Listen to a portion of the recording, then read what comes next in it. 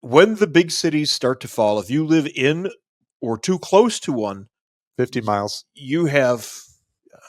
If you're inside 50 miles, you are within range of the daily scavengers until they run out of gas.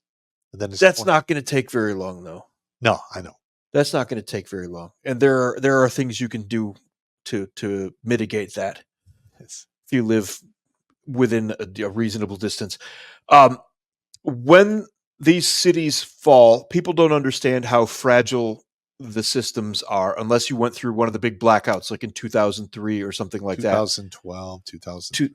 2012, yeah. There's been a few of them. I was actually heavily involved in the one in 2003 because it happened during the summer while I was an AT, a 3-week AT when I was in the Michigan National Guard.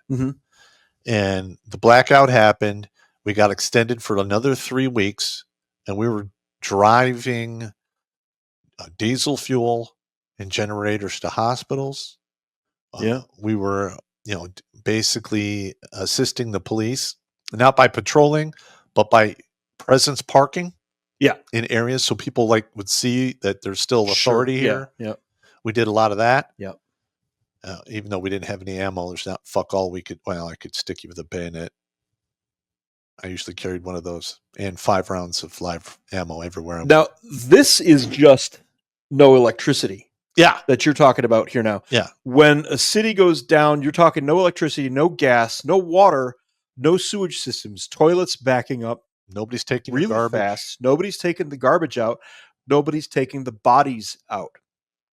Rats will multiply incredibly rapidly. Diseases will start to spread. You're looking at typhus, dysentery, cholera, rabies from the rats. Yeah, rabies from the rats. Yeah, listen, whenever you have a bloom of little mammals, yeah, right behind that is a bloom of rabies. And anything else that they bring with them. The ticks will bring, you can get plague going if you don't have any systems at all. Any little cut that you get in an environment like that, if you can't keep it clean, you're going to get an infection. Once you get that infection, if you can't treat that infection with antibiotics or something like that with a quickness, you're looking at sepsis. Once you have sepsis, unless you can get to a modern hospital where the lights, the water, the generator, and everything else is running, you'll probably die. You're correct. And actually, if you're a supporter for the Ridiculous Regiment, I just did a whole supporter stream on Sunday. I covered a lot of these subjects for the supporters, and I gave them all the links. Where to Greenberry Express, any medications you need to stock up on, how to get your hands on antibiotics. Granted, they have pictures of fish on them, but it's the same shit. It still works. This is actually kind of tough to talk about because this is actually our country, and I never thought we'd be here. Yeah. I, honest to God, thought that the U.S. was the one place that this couldn't happen. No, hang on. Let's be honest here. Yeah. At least I'll be honest. Do it. I've been getting visions of this since I was in middle school. I remember I just knew that this was going to happen at some point in my life, and I have done nothing but prepare for it since I was 12 years old. Yeah, but you're a fucking freak. I know. And listen, when I used to compete as a fighter, I would fight, some different individuals from different religions and what have you. In the back of my mind, I'm like, these are nice guys, but at some point I'm going to have to hunt them down and kill them. Probably. Yeah. All right. Now, I hope that never happens. True story. Okay. I'm just saying that I've been having visions and about what's going to take place for a long time. Yeah. So I have been in a major city, Seoul, Korea, when a monsoon hit and it literally rained sideways for 7 days, and the Han River rose 103 feet through the middle of the city. Oh, nice. We lost power for like 3 weeks. Fortunately, we were Army. We went, send the engineers over to the housing area. And we got our stuff going almost immediately. And we did the military thing where we had the assembly lines of food to the families and kids and everything, and got all of our stuff squared away, and then went out and started helping.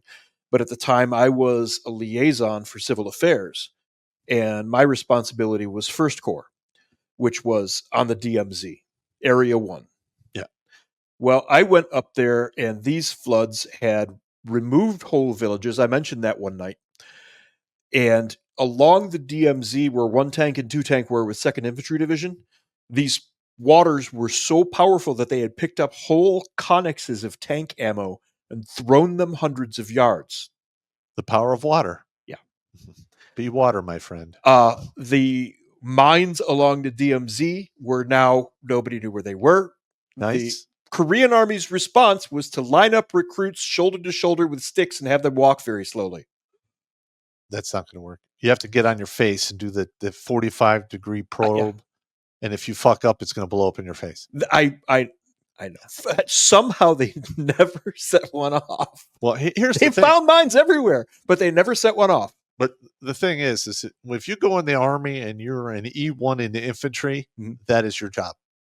That's one of them. I've done it. Another one is taking off your NBC mask to see if the area is clear. Yes. Yeah. You are completely expendable and disposable as a man in the United States straight leg infantry. Straight up. Yes. So what has this got to do with the urban areas? Well, meanwhile, back in Seoul, the guy who had responsibility for that was a guy named Mike. And he and I are talking back and forth. And for the first 72 hours, the city of Seoul, which is basically New York, but with a lot more Koreans and kimchi, was absolute bedlam. People just standing in the streets with water up to their waist, crying, stuff floating away, houses just going because the water eroded the foundation that quickly. Yep. All through a major metropolitan city. And for that first 72 hours, it was pandemonium. That's what it's going to look like for the first 72 hours. And if you don't have an infrastructure, Korea had one. Their military is actually pretty efficient at getting together and doing stuff because they're like worker ants. Yep. So that saved them. But the next phase is the Zimbabwe phase, where all of your infrastructure has collapsed. You've gone through your 72 hours of pandemonium. Now, anybody who's a strong man or anybody who has like a criminal gang mentality, they're going to start going. It's called the pack up. Maybe I become warlord. And they pack up. Exactly. Yep. And they will start to organize their little area. And then they'll start to take over. Then they'll start to control resources. Then they'll start to kill people to make their wishes known. And they will do this. A hyper advanced version of this can be seen in Haiti. Yeah. With barbecue. Literally eating people. Yeah. He's cooking and eating his victims. Yes. He's literally cooking and eating Now, his victims. That's the type of mentality that the Democrats have been importing into this country for the past 5 years. So get ready for fun and games. Yeah. Are we... Oh, the Atlantic doesn't want us to read this story, so I'm going to take it and put it and on. say Command C. And move it over to what archive.today. Mm-hmm. There it is. Mm-hmm. There we go. Don't need to save it again. Americans don't really know what urban collapse really looks like. That's absolutely true. If you've seen Picture of a Lost City, maybe in the pages of National Geographic, where you also see jungle titties, or in the, it was when I was a kid. I know, I was the same way. Yeah, absolutely. Or in the first Tomb Raider movie, you're probably looking at the crumbling temples and immense empty canals of Angkor Wat, the first capital of the Khmer Empire in Cambodia. Blah, blah, blah, etc. Angkor is widely known in Asia. Europeans became obsessed with it after the French explorer Henry Mouat discovered the place in 1860. Well, he rediscovered it, technically. Described Angkor as a lost city in a past fairy tale. I'm going to skip through this little thing of Angkor Wat here, but this myth continues to shape public understanding of urbanism. A century and a half later, it haunts news stories about pandemic flight from Manhattan and San Francisco and is the unspoken subtext of anxious questions about whether Detroit and New Orleans, cities battered by economic or ecological catastrophes, are at risk of dying. Now, I drove through Ninth Ward a year after Katrina hit. It's still fucked up. And it was still gone. No. Hurricane David hit in 1991 or 92. I don't remember. I remember the Katrina disaster. Well, the point is, I was in Miami between Katrina and Wilma. I got back from the Army right there that week between the hurricanes. There was a city between Miami and Homestead heading southwest toward the Keys called Naranja. Uh-huh. And in 1991, the hurricane wiped that out. And it is literally scrubbed down to the pavement. Wow. It's gone. It's gone. They never rebuilt it? They never rebuilt it. This was 2005. Wow. 14 years later. That whole area is just leveled flat. It's 19 years later. Yeah. Well, it is 19 years later now. Yeah. But fuck. But at the time. Fucked up. And you know what? I mean, that's gonna happen again, because guess what? We have such a huge deficit that if we see cities go into rubble or, become uninhabitable, we don't have the money or the resources to rebuild them, in my opinion. Yeah. I could be wrong. Now, out along the area that I live toward, which goes into our farming country, there's a lot of new development going in there. And nobody likes it because it's just going to screw traffic for us. But it is because the people are starting to get out of the urban areas. The last of the white people that live in there are trying to get out. Mm-hmm. A lot of the new Indians that are coming in from the tech sectors, they make enough to buy houses in those areas. So we're starting to see some of that. It's very bizarre to see. What's a good Indian name? I don't know. Sikhs. Yeah. A Sikh. I like the Sikhs. The Sikhs are actually decent people. Yes. Anyways, weird to see an Indian guy in a bright red Tesla driving through farm country. He has never looked more out of place in his life. I mean, a third thumb? Yeah, something along those lines. Yep. Having witnessed a decline in U.S. cities and fortunes over the past year, many American commentators are predicting the dissolution of entire communities too eagerly.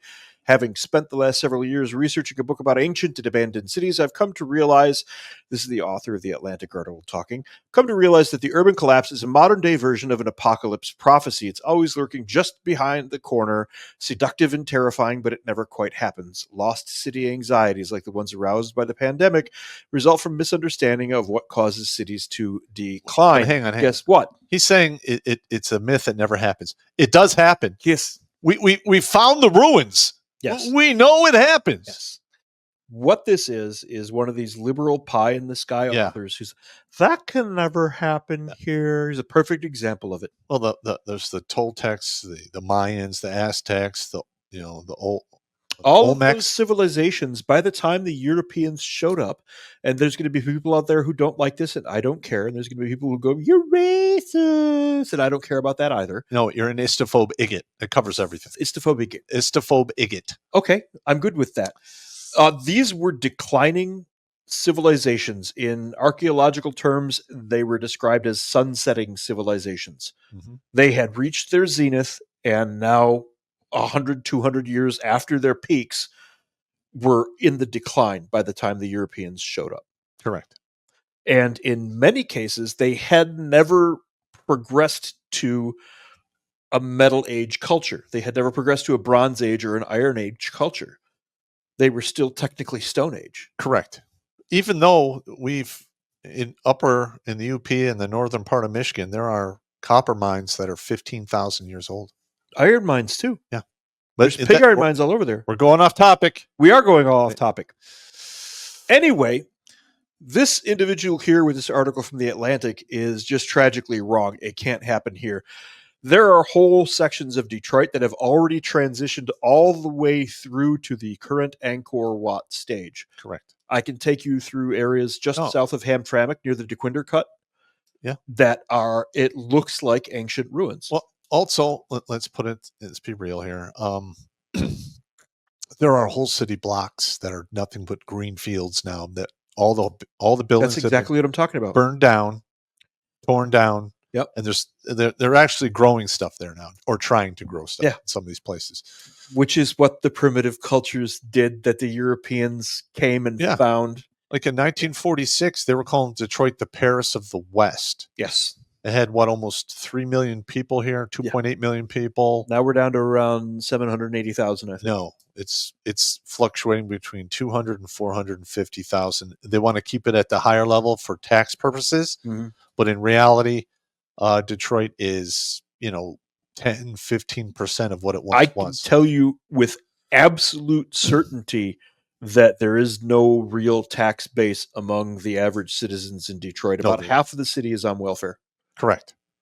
And drawing EBT, food stamps, WIC, what have you, which is another sign of a failed nation state because they're literally paying people just to be there. To breathe air. Yeah. Yeah. And guess what? And squeeze out fornication trophies. When the state fails, you're going to have a bunch of people with no water, no food, no security, all of the illegal no aliens. shelter, all the illegal aliens. It is going to be a clusterfuck shit show. Yeah. Yeah. It's going to be really. If you think my zombie apocalypse videos were bad, you just wait. Watch Grunt Speak live every Tuesday and Thursday at 8 p.m. Eastern. And if you want to join Pop for Supporter Sundays, go to redonkulous.com/donate and make a monthly pledge. A link is in the Meat Gazer box.